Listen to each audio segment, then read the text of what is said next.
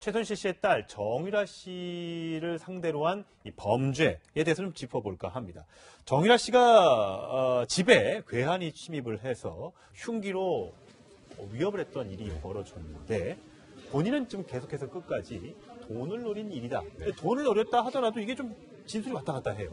그러니까 지금 이 사실관계를 좀 간단하게 정리해주면 토요일 날 있었던 일이에요. 예. 그러니까 토요일 날 오후 3시경 대낮이죠. 네. 사람도 많이 다니는데 네. 지금 정유라 씨가 있는 곳이 그 최순실 씨 소유로 알려져 있는 미승 빌딩이죠. 네. 근데 미승 빌딩이 정유라 씨가 살고 있는 곳까지 엘리베이터를 못 타고 올라갑니다. 카드를 대야 돼요.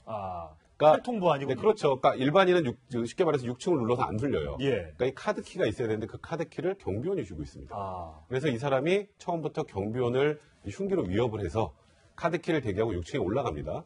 그리고 택배 기사로 속여서 문을 열게 하는데 이제 이 사람이 생각하지 못했던 한 사람이 더 있었어요.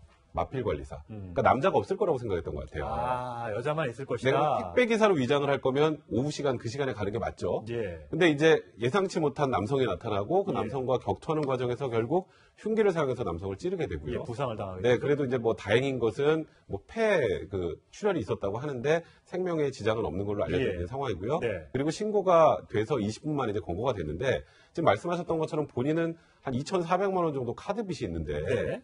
정유라는 돈이 많을 거라고 생각을 했고 네. 그리고 어쨌건 최순실 씨가 지금 재판을 받고 있고 그런 상황이기 때문에 내가 여기서 가서 돈만 받아 올 수만 있으면 이거는 경찰에 신고도 안 될 것이다. 그런 생각으로 지금 그런 범행을 꾸몄다고 하는데 그래도 이제 어떤 동기가 있는지 추가 조사는 좀 해봐야 될 것 같고요. 좀 특이한 점은 보통 이 정도로 대범한 범행을 범하는 사람들은 전과가 많을 거라고 생각하시잖아요. 예. 근데 전과가 없습니다. 그래요? 네, 그래서 지금 어쨌건 지금 이번 사건과 관련해서 실제 진짜 동기가 뭔지는 경찰이 조금 더 파볼 그런 생각으로 알려져 있습니다. 네. 근데 정유라 씨가 이 남성이 이제 구속영장이 신청돼서 영장 실질 심사를 하게 될 것 같은데 내가 직접 법정에 나가서 그 남자가 무슨 말 하는지 지켜보겠다 이렇게 얘기했다는데 이 정유라 씨가 그 영장 실질 심사 가는 게 가능합니까? 이게 제2의 위협이 될 수도 있을 것 같다는 생각이 들거든요. 근데 정유라 씨가 뭐 아시겠지만 굉장히 네. 약간 당돌한 성격이에요. 예, 그렇죠. 좋은 의미로 당돌한 성격이라고 제가 말씀드려야 될 것 같은데 이번에 굉장히 놀랐던 것 같아요. 사실 마필 관리사가 없었으면 제어할 수 있는 사람이 한 명도 없었거든요. 사실 네. 보모도 완전히 제압이 됐고 보모하고 정유라 씨가 뭐 지금 이 강도범을 어떻게 제압을 하겠습니까? 그런데 정유라 씨가 지금 궁금한 건 다른 게 있는 것 같아요. 그러니까 단순히 정말 돈만 노린 건지 네. 이 사람이 정말 무슨 생각을 하고 우리 집에 들어왔는지 굉장히 궁금하다라고 생각을 하는 것 같은데 영장 실질 심사에 나가는 거는 제가 보기에는 그렇게 그닥 도움이 될 것 같지는 않고요. 근데 모르겠습니다. 영장 실질 심사는 대부분 이제 비공개로 많이 진행이 돼서 정유라 씨가 보고 싶다고 해도 못 볼 가능성이 좀 더 많다 봐요. 못 볼 수도 있어요. 예. 어쨌든 그 집에 한 명 있었던 마필 관리사. 그러니까 지난번에 덴마크에서 정유라 씨가 먼저 들어오고 나중에 이제 보모와 마필 관리사 같이 들어왔지 않습니까?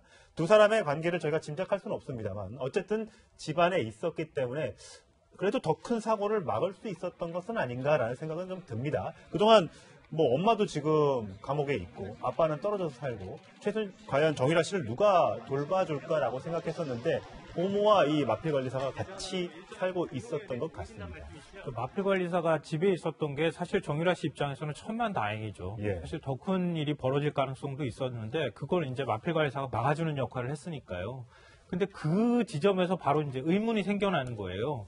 왜냐하면 마필 관리사가 지금 정유라 씨랑 함께 있어야 할 이유가 현재로 없거든요. 그래서 아직은 모르겠어요. 이게 잠깐 들른 건지 아니면 그렇죠. 진짜 계속 살고 있었는 건지는. 근데 그걸 뭐 우리가 다 추정할 수는 없지만 그냥 합리적으로 생각해 볼 때 이미 이제 그 독일하고 덴마크에서 마을 관리하면서 생활했을 때 그때 삼성에서 지원해준 창구가 코어 스포츠라고 하는 곳이잖아요. 예.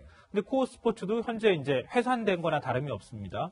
그리고 말도 사실 지금 어디로 갔는지도 잘 몰라요. 지금 한국에서 말 안 타는 거예요. 네, 국내에는 말이 없거든요. 그럼 마필 관리사가 정유라 씨 옆에 있어야 할 이유가 현재로서는 없다는 거죠. 예. 그리고 정유라 씨가 돈이 많다고 얘기하는 것도 아니고 돈이 지금 없다고 얘기하고 있는 상태이기 때문에 월급을 줄 수 있는 상황도 아니었고. 그러네요. 근데 왜 범행 당시에 마필 관리사가 2층에, 그러니까 지금 복층 구조로 돼 있는 집인데요. 그 집 1층에는 정유라 씨 아들하고 보모가 있었고 2층에 마필 관리사하고 정유라 씨가 있었다. 근데 굉장히 편한 복장이었다. 이제 이렇게 얘기가 나오고 있어서 왜 또 그 당시에 거기에 하필이면 있었을까라고 하는 것 때문에 여러 가지 뭐 의문점도 생겨나고 있는 것 같습니다. 네, 어쨌든 이게 정치적 의도가 있었던 것인지 아니면 단순히 돈을 노린 범죄인지는 조금 더 경찰에서 수사를 해봐야 진실이 좀 드러날 것 같습니다.